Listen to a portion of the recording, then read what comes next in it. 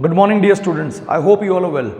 आज बेटा हम स्टडी करने वाले हैं अपना एक बहुत ही इंपॉर्टेंट टॉपिक, जिसमें अक्सर बच्चे हमसे पूछते हैं कि सचिन सर हमें प्रॉब्लम आता है कि इसमें डिफरेंशिएट कैसे करें। तो आइए समझते हैं। आज का हमारा टॉपिक है स्टॉक वर्सेस फ्लो। कि क्या है हमारे पास इकोनॉमिक्स में स्टॉक कॉन्सेप्ट्स और क्या है हमारे पास फ्लो कॉन्सेप्ट्स, राइट। तो आइए फर्स्ट अंडरस्टैंड करते हैं इसका difference. We say that stocks are those things that are measured at a point of time, at a particular point of time, right? Next comes the flow. These are measured during a period of time. During a period of time, right? तो यहां पे हम mark कर लेंगे time period और यहां पर point of time, right. So the second comes here is no time dimension, here exists time dimension. यहां पे टाइम डायमेंशन नहीं है और यहां पर टाइम डायमेंशन है। Third comes this is a static concept and this is a dynamic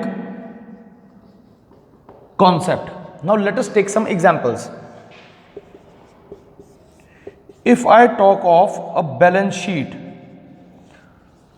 so we create a balance sheet as at, for example, 31st of March 2021. So it means the balance sheet shows us the values of variables at a point of time, right? Next comes inventory. कितना stock है आपके पास अभी, that is an example of stock. Bank deposits, आपके bank account में, saving bank account में कितने पैसे अभी अवेलेबल हैं, that is a stock concept. Next comes the labour, right. कितने लोग आज काम पर आए हैं या अवेलेबल हैं, that is a stock concept. Money supply, when on 8th of November 2016 demonetization was implemented in India, so after few days the RBI gave the statement that अभी इंडिया में 14 लाख करोड़ की करेंसी अवेलेबल है। सो कोई 100 रुपए का note आपकी जेब में है या जो करेंसी है, that is an example of stock concept, right. Population, likewise labour, right. Now let's move on to flow concept. Let's see the examples. Capital formation, because this is done over a period of time. Next comes interest on capital, you receive it over a period of time.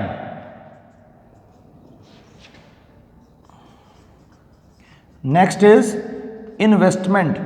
See, जो capital formation है, ठीक है जी, that is considered a change in investment. So under economics we will study as investment. Getting my point? तो आइए अब एक diagram देखते हैं समझने के लिए, एक illustration. Supposedly this is a water in a water tank.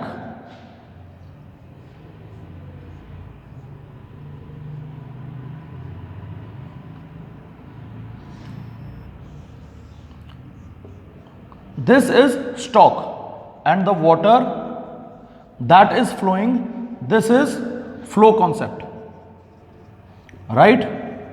This again becomes a stock concept. Note down this illustration. See, so likewise one more example comes, that is production. So something that is static in nature, measured at a point of time, all these things are considered as stock. Something that is a dynamic concept which are measured over a period of time, that is considered as flow, right? आइए इसको आगे continue करते हैं। Next will see, just hold on, the components of investment, right? What we'll do is, the next topic we'll understand is the components of investment. Now let us understand what does this say.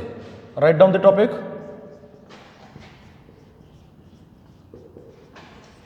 Components of investment. Note it down. अब इसका एक flow chart बनाते हैं, देखते हैं वो क्या कहता है. The very first is gross fixed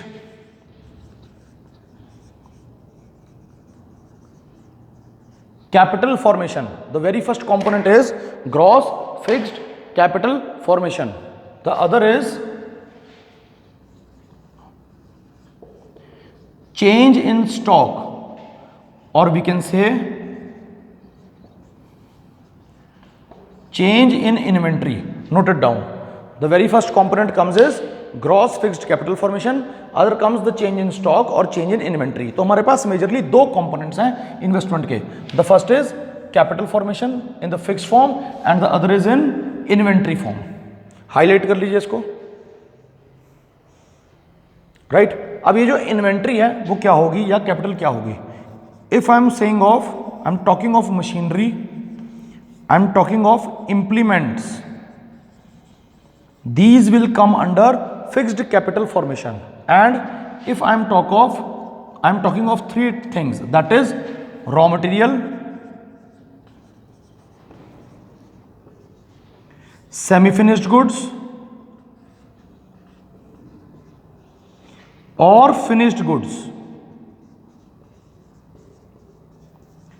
it means we are talking of stock और inventory.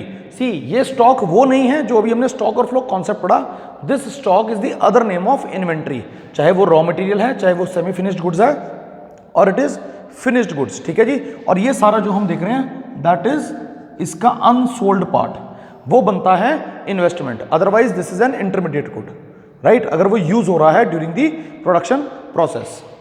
Now let us understand what is the significance. I would repeat, what is the significance of fixed capital formation and inventory. Write it down. Significance of gross fixed capital formation.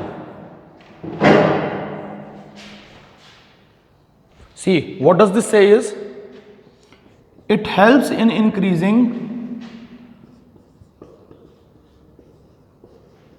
the production capacity. It means we will have higher output. It means we will have an increased rate of growth and development. तो हमारे पास 3 points आए. The very first is increase in production capacity.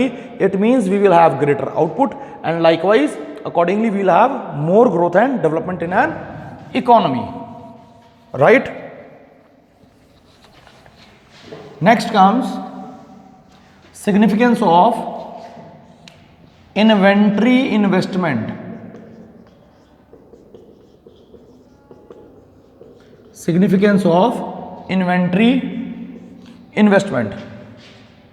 The very first comes, it helps in coping up with uncertainties of market. This is the basic reason. ठीक है जी.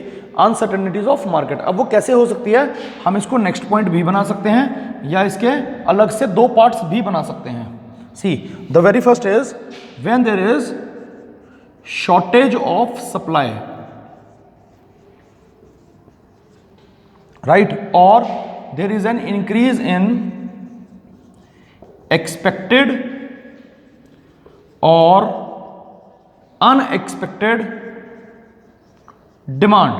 कि एकदम से जब हमारे पास अनसर्टेनिटीज आई इन द फॉर्म ऑफ कि सप्लाई हमारे पास शॉर्ट है और हमारे पास इंक्रीज्ड डिमांड है, then this inventory helps. For example during the corona times, जब लॉकडाउन हुआ तो हमारे पास शॉर्टेज थी कई एसेंशियल्स की सप्लाई की और उनकी डिमांड ज़्यादा थी. So the shopkeepers or the retailers or business firms who had stock available with them could meet these uncertainties.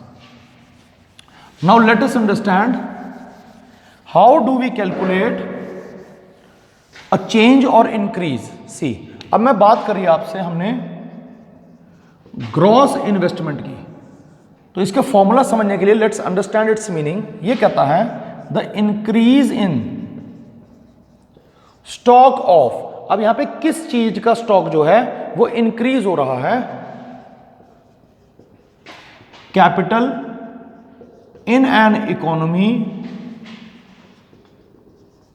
During an year.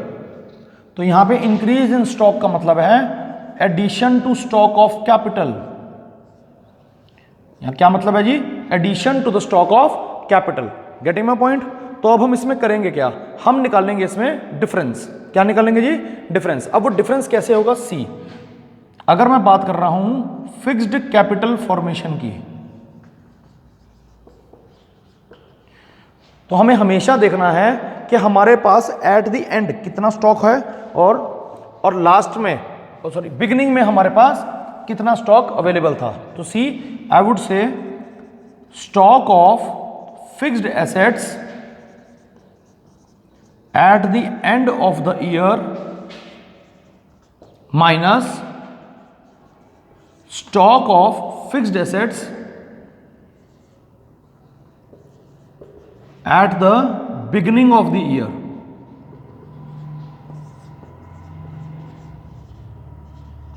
Right. अब मान लेते हैं at the end of the year I have 5 machines, at the beginning of the year I had 3 machines. तो देखते हैं ये क्या कहता है. For example on 31st of March 2021 मेरे पास स्टॉक है 5 मशीन्स का, और यहां पर मेरे पास जो 1st ऑफ अप्रैल 2020 है उसमें स्टॉक था 3 मशीन्स का. तो इस साल जो मेरे ऐड हुआ that is 2 machines. So this is the investment I have done into my business, right? Likewise, for the calculation of inventory, what we will do is we will replace this fixed asset by the word inventory investment. For example, stock of inventory at the end of the year minus stock of inventory at the beginning of the year. So here we'll take another example कि अगर मान लीजिए मेरी factory है shirts बनाने की, तो 31st of March 2021 को जो स्टॉक था फॉर एग्जाम्पल 100 शर्ट्स, राइट. और मेरे पास 1st ऑफ अप्रैल 2020 को जो स्टॉक था दैट वाज 30 शर्ट्स. तो मेरा इस साल का जो addition to stock of raw material हुआ that comes out to be 70 shirts. Getting my point?